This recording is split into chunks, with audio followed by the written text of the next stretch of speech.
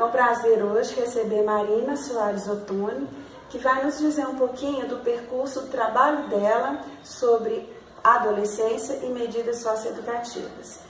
Marina, obrigada, seja bem-vinda ao nosso canal. Obrigada. E aí, fala um pouquinho pra gente da sua formação. Você se formou na PUC Minas, não é isso? Eu sou psicóloga, formada pela PUC, depois eu fiz um mestrado, depois eu fiz uma pós-graduação na Federal em psicanálise.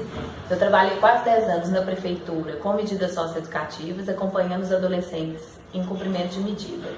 E aí, dessa minha experiência na prefeitura, resultou o meu mestrado, que eu fiz, terminei agora em 2015, com a professora Andréa Guerra na UFMG. Medida? O que é uma medida socioeducativa? Fala pra gente. Uma medida socioeducativa, ela está prevista no Estatuto da Criança e do Adolescente. Quando um adolescente comete um ato infracional e ele é preso, né, ele é detido, ele passa por todo um processo judicial e um juiz da Vara da Infância e da Juventude pode determinar uma medida socioeducativa para esse adolescente. O Estatuto fala que os adolescentes são sujeitos em situação peculiar de desenvolvimento e que por isso eles são inimputáveis. Muitas vezes uma discussão que tem no senso comum, né, é de que o Estatuto desresponsabiliza esses jovens pela prática infracional. Mas na realidade não é isso que acontece. O Estatuto propõe que o jovem se responsabilize a partir de uma medida socioeducativa numa lógica diferente da lógica punitiva do antigo Código de Menores. Então, na realidade, o adolescente ele responde sim pelos seus atos infracionais a partir do cumprimento de uma medida. Aqui em Belo Horizonte, eu trabalhei na Prefeitura Municipal de Belo Horizonte, que assumiu a execução das medidas socioeducativas em meio aberto, que é a medida de prestação de serviço à comunidade e de liberdade assistida, que o jovem cumpre em liberdade. Ele não fica no centro de internação como acontece com as medidas em meio fechado.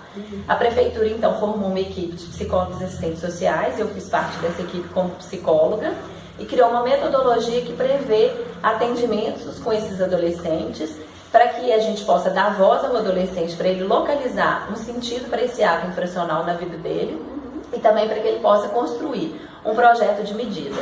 A nossa aposta é que ele consiga vislumbrar, a partir desse projeto, uma outra saída para a vida dele que não seja a prática infracional. Que muitas vezes o que a gente vê é que os adolescentes buscam solucionar as questões com as quais eles se deparam nesse momento da adolescência, muitas vezes elegendo o ato infracional como uma saída, e a gente espera que a partir da medida eles consigam localizar uma outra saída para as questões que eles estão às voltas nesse momento da adolescência. O campo da medida socioeducativa é um campo muito vasto de trabalho, é um trabalho muito legal e que resulta em várias questões, tem muitas pesquisas acontecendo nessa área, porque esses adolescentes nos suscitam várias questões, né, e que mobiliza as pessoas para estarem pesquisando. E é um campo de trabalho muito legal que abre muitas possibilidades para os psicólogos no Estado, na Prefeitura, ONGs, né, que no caso desenvolvem também trabalhos com esses jovens, que os jovens às vezes vão para cumprir a medida socioeducativa, por exemplo, de prestação de serviço à comunidade, dentro dessas ONGs que são voltadas para adolescente. Então é um campo muito bacana de trabalho. Eu acho que essas coisas têm que virar luz também, para a gente ver o que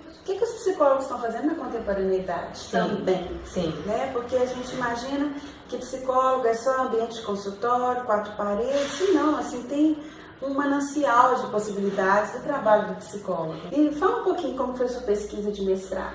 Eu realizei uma pesquisa sobre a indiferença dos adolescentes em relação ao outro social. Olha só. O que aconteceu? Quando eu comecei a atender esses jovens, eu me deparei nos atendimentos com alguns adolescentes que eu não conseguia realizar um trabalho com eles. Eram adolescentes que ou descumpriam a medida, ou eles cumpriam a medida, mas eu percebia assim, que era um cumprimento que eu não conseguia ver um efeito na subjetividade desse jovem. Eu tinha a impressão que eles cumpriam formalmente o que o juiz mandou, mas eu não via de fato uma mudança na vida desses adolescentes. E o que eu localizei? Que esses adolescentes apresentavam na relação comigo, enquanto técnica, nos atendimentos, uma indiferença. E que essa indiferença, ela impossibilitava que uma relação transferencial acontecesse entre eu e esse jovem. Embora a medida socioeducativa ela não tenha o objetivo de um tratamento analítico, por exemplo, mas a gente entende que essa transferência ela é fundamental para que esse jovem faça um bom uso desse espaço de fala, para que ele toque falar dele, da vida dele, da questão infracional, do que levou ele a se envolver, né, com os atos infracionais. Mas para que esse atendimento caminhe nesse sentido, tem que ter uma relação transferencial estabelecida. Vamos fazer um parêntese aqui, porque pode ser que também nos assistam pessoas que não ainda têm estudado a psicanálise. Vou falar um pouquinho o que é uma relação transferencial. Tá, eu vou falar de uma forma bem simples, né? Claro. A gente entende que uma relação transferencial é um vínculo positivo. Sim. Que se estabelece, então, vamos falar assim, no contexto do consultório, entre o analista e o paciente. Sim. E que esse vínculo é o que possibilita, muitas vezes, que a análise aconteça. E em outros ambientes, entre um professor e um aluno, entre duas pessoas, né? Exato, porque o Freud dizia que a transferência, ela pode acontecer em várias situações na vida das pessoas, né? Então, a gente entende que, assim como ela é necessária no consultório, ela é necessária na medida socioeducativa, ela é necessária na sala de aula. Sim, é um vínculo. É um vínculo, exatamente. Então, quando eu fui entender o que eu estava chamando de indiferença, como a indiferença ela não é um conceito psicanalítico, o que eu fiz no primeiro momento? Eu visitei os textos do Freud que falavam sobre a pulsão. E aí eu descobri que para Freud a indiferença é um afeto contrário ao amor e o ódio. Então não é nem amor nem ódio, é nada. É nada. Por isso que eu não conseguia ter um laço com eles. Vão falar assim, porque a gente tem a transferência negativa também, Sim. né? Então eu não conseguia ter um laço nem positivo nem negativo, era nada. Por isso que eu não conseguia fazer um trabalho com eles. Depois, então, que eu defini a indiferença na perspectiva da psicanálise, eu fui ver o que os autores contemporâneos, os psicanalistas contemporâneos, falavam da indiferença. Sim. E aí foi super interessante, porque eu me deparei com alguns textos que eles diziam que a indiferença é um afeto, é uma posição muito comum na época atual. Que na realidade as pessoas se tornam indiferentes diante de uma situação de sofrimento ou mal-estar que elas não conseguem lidar. Olha que interessante. Diante dessa situação, elas retiram a libido que elas investem no mundo, né? Que o Freud vai falar que é energia sexual, que faz a gente ir para o mundo, a gente fazer laço com o outro, a gente ter os nossos projetos pessoais, investir nesses projetos. Então a pessoa retira essa libido, retorna essa libido para si mesma e ela retorna a um estado que a gente vai chamar de narcísico, né? Que é o estado no qual a gente se encontra quando a gente nasce e à medida que a gente começa a investir no mundo, a gente sai desse estado, que é um retorno a esse estado. Que faz então com que essa pessoa é como se ela se desenlaçasse do mundo, das pessoas, dos seus projetos e voltasse tudo isso para si mesma. Então foi o que eu descobri assim, sobre a indiferença. Tá claro.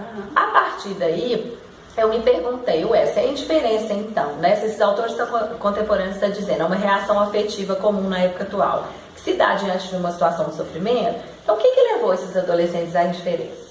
Essa indiferença que aparecia nos atendimentos, de onde que ela vem?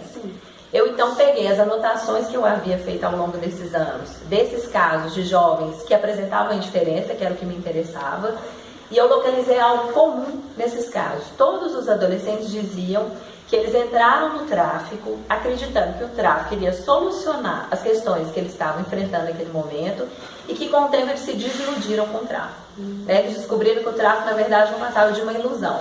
Que aquele reconhecimento, com aquela fama, aquele respeito, entre aspas, que eles passavam a ter na comunidade, na verdade era medo, né? De que esse dinheiro, essa independência, essa autonomia que eles acreditavam que eles teriam acesso, na realidade eles não podiam nem usufruir disso, né? Porque a vida deles acabava ficando completamente restrita.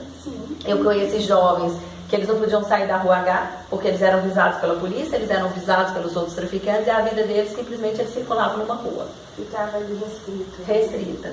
Então, essa desilusão colocou esses jovens diante de um desamparo, né? Porque se eles apostaram tudo no tráfico e de repente o tráfico cai, e se uma vez no crime eles não têm mais saída, né? Tem um discurso entre os traficantes, né? De que uma vez que você entra no crime não tem volta, e que aí você tem 3 destinos que os meninos falam, que é a cadeia, o cemitério e a cadeira de rodas. São os 3 Cs. Isso, exatamente.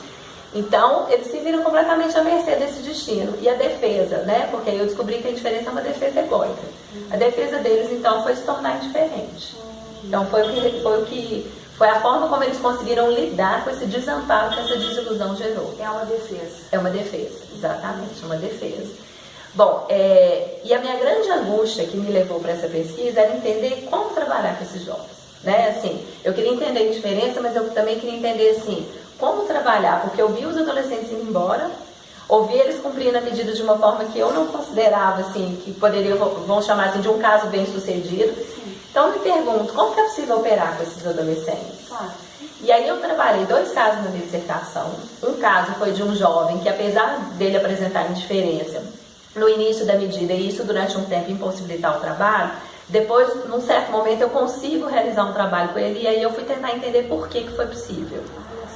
E aí, o que eu localizei? Vou contar rapidamente a história do Pablo, que foi o nome que eu elegi. O Pablo era um jovem que era filho de um pastor, que ele cresce acompanhando esse pai no que ele chamava das missões da igreja, e que a vida inteira ele escutou não só do pai e da família, como da comunidade inteira, porque o pai era uma pessoa super conhecida e influente na comunidade. Você vai trilhar o caminho do seu pai, você vai ser um pastor como ele. Então já estava pré-determinado. Pré-determinado. Quando esse menino chega na adolescência, que ele se depara com uma pergunta que é típica da adolescência, o que é ser um homem? Ele vai responder essa pergunta no tráfico. Ele abre mão desse caminho, né, que o pai aponta para ele, e ele então decide ser um traficante. É muito interessante que ele fala assim no atendimento, quando ele começa, né, a participar mesmo dos atendimentos, ele fala assim: para não ser um mané como meu pai, eu fui ser um traficante homem. Olha só. E aí ele relata que no momento que ele entra no tráfico, ele tem acesso às roupas de marca, arma, droga, dinheiro, que a gente sabe que hoje, né, são objetos que têm uma simbologia fálica, vamos falar assim. Ele começa a ir para as festas, é muito interessante, que ele fala que ele vai para as festas levando a arma, levando dinheiro, levando a droga. Ele aborda as meninas dizendo que ele era um traficante e ele começa a vivenciar suas primeiras experiências sexuais. É aí que ele consegue acessar as mulheres e ele fala que é nesse momento que ele se sentiu um homem de verdade. Ele fica mais ou menos uns 2 anos no tráfico e aí ele começa a ser preso, né? Ele começa a se envolver em guerra com outros traficantes, ele começa a passar uma série de situações muito complicadas. E aí ele começa a perceber que o tráfico, na verdade, era uma ilusão. Que tudo aquilo que ele achava que ele tinha conquistado, na verdade, era uma ilusão. Sim. Nesse momento, então, ele fica muito angustiado e então essa indiferença aparece. É muito interessante que ele fala assim: eu continuo no tráfico. Quando ele estava lá no atendimento comigo, ele dizia para mim: eu continuo no tráfico, mas não é como antes. Aí eu pergunto para ele: o que está diferente? Ele fala assim: antes eu queria brilhar aos olhos do chefe da boca, por exemplo, porque eles têm, inclusive, postos dentro do tráfico. Assim. Tem uma hierarquia. Tem uma hierarquia, como se fosse uma empresa, você pode ir subindo de posto. Ele almejava, por exemplo, ser o braço direito do patrão, então ele dizia que ele era um soldado exemplar no tráfico. E aí, esse investimento todo que ele tinha no tráfico, até no sentido de se destacar, cai. Ele fala assim: eu tô lá fazendo a minha obrigação, mas eu já não invisto mais como antes. Eu já não quero mais ser esse braço direito do traficante. Ele já parece que ele já não está mais com os meninos do tráfico como ele estava antes. Inclusive os meninos começam a dizer para ele que ele está deprimido. Começam a falar isso para ele, porque começam a perceber que tem algo diferente na forma como ele está se relacionando ali. Então isso cai para ele. Ele chega nos atendimentos com essa fala: eu não tenho outra saída, eu estou ali esperando a minha morte, a cadeira de rodas, ou ser preso. E aí, num determinado momento, dá uma virada no atendimento, é possível fazer um trabalho com ele, e eu me pergunto por quê. O que eu entendi? Que a forma como esses meninos se desiludem com o outro do tráfico está muito relacionada à forma como eles se desiludem com as pessoas que são significativas para ele, como seus pais. Sim. Que é o que nós da psicanálise chamamos do outro primordial. O que eu entendi? Que se o técnico consegue localizar nesses casos, né, o que gerou essa desilusão desses adolescentes em relação a esse outro, por exemplo, traficante. E ele consegue, no atendimento, se posicionar, se apresentar de uma outra forma para esse adolescente, uma relação transferencial é possível. Embora a medida socioeducativa seja uma determinação judicial, a gente espera que os adolescentes possam construir o seu projeto de medida. Como que seria essa construção do seu projeto de medida? A gente trabalha na medida a partir de alguns eixos que a gente entende que é importante. O retorno para a escola, de repente a inserção do jovem num curso profissionalizante, num primeiro emprego, nesses trabalhos protegidos, em projetos culturais, que a gente entende que a partir desses encaminhamentos o adolescente vai conseguir vislumbrar outras possibilidades para a vida dele que não seja só a prática infracional. Saídas, exatamente. E eu entendo também que a gente precisa dar saídas concretas. Então eu acho que você colocar, por exemplo, num trabalho protegido, você está dando uma saída concreta para aquele jovem. Só que o que eu percebi ao longo desses anos? Não adianta, por exemplo, eu fazer o encaminhamento de um jovem para a escola, garantir a matrícula dele, se eu não trabalhar com ele nos atendimentos antes, a relação dele com a escola. Claro. Dificilmente ele vai sustentar isso. Então a gente apresenta esses eixos que o jovem precisa se posicionar frente a isso, que está colocado na medida, mas que ele consiga a partir dali fazer as suas escolhas. Né? E mesmo quando ele não banca algumas coisas, por exemplo, para o juiz, o jovem tem que voltar a estudar, para ele ser desligado da medida. Mas eu já fiz ao longo desses anos relatórios, dizendo para o juiz assim: olha, esse adolescente ele fez um movimento, agora a escola ele não consegue sustentar. Então a gente precisa também entender que o jovem tem um limite dele, o que não quer dizer que ele não construiu algumas coisas a partir da medida. Sim, claro. Então isso é que eu chamo de colocar o jovem assim, para que a medida de fato seja dele e não seja uma escolha do técnico. Muitas vezes, inclusive, orientado por um ideal social. Né? Porque o que a gente quer? consertar esses adolescentes, né? O técnico, ele acha que ele tem que voltar o adolescente para a escola, que ele tem que voltar o menino trabalhando, que ele tem que tirar os documentos do menino, que o menino está inserido socialmente, porque agora tá tudo bem. E o último a ser ouvido é o adolescente. E muitas vezes esses encaminhamentos, às vezes o menino vai fazer ali para escrever livre da medida, mas ele não vai sustentar isso lá na frente. Sim, claro. Então, no momento que eu abro essa possibilidade para o Pablo, que eu coloco para ele assim, olha, a medida é sim uma determinação, você tem que cumprir, no contrário você vai preso, você vai ser chamado no juizado. Mas ela pode ser um projeto seu. Eu marco uma posição muito diferente do pai, você vai ser um pastor como eu, quer dizer, não deu escolha para esse menino, estava colocado desde que ele era criança, e esse traficante que diz para os meninos, uma vez que você entrou aqui, você não tem mais volta. Né? Você não tem mais saída, você morre, você vai para a cadeira de rodas, você vai preso, ou você fica aqui, até tudo isso acontecer. Então, o que eu entendi? No momento que eu faço o que um autor que eu estudei, chama Recalcati, fala que retificar o outro, no momento que eu retifico esse outro para o adolescente, é que foi possível que esse laço transferencial se estabelecesse e o trabalho fosse possível com o Pablo. Então, foi um jovem que ele conseguiu construir algo a partir da medida, ele sai da medida trabalhando, ele começa a se desligar do tráfico e foi muito interessante que ele fez um retorno. Eu falo que ele voltou para casa. Ele estava completamente afastado da família, ele já não morava mais com os pais. Ele começa a se reaproximar dos pais. Inclusive, ele começa a ver esse trabalho do pai, que ele tanto ridicularizava como pastor, com outros olhos. Fantástico. Foi um caso muito legal. Então, eu consegui localizar isso assim, como operar com esses adolescentes indiferentes, o que era essa indiferença e como que é possível trabalhar com esses jovens na medida. E a partir da sua pesquisa, né, assim, hoje, agora, nesse momento atual, como você continua trabalhando nessa área? Então, além dos 2 livros, né? Que inclusive nós vamos sortear aqui, gente. Não é só um, são 2 livros que Marina nos presenteou aqui para fazer o sorteio, tá? Com os inscritos do canal. Fala pra gente um pouquinho agora, hoje, como que você tem trabalhado nessa área? Então, depois que eu terminei meu mestrado, né, eu fui orientada pela professora Andréia Guerra, que é uma pessoa super ativa dentro da universidade, que tem vários projetos.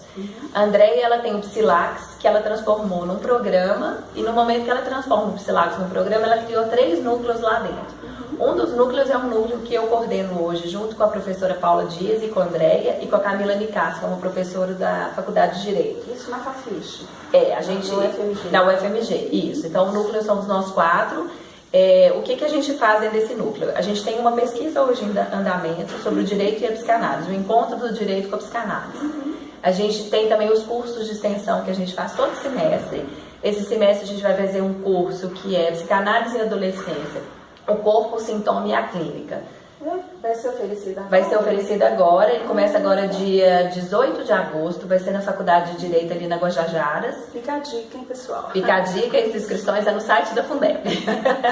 É aberto ao público para todas as pessoas que se interessaram pela temática da adolescência. A gente vai discutir as saídas que os jovens elegem na atualidade para as questões com as quais eles se deparam no encontro real da puberdade. Joia. Então a gente vai falar sobre isso.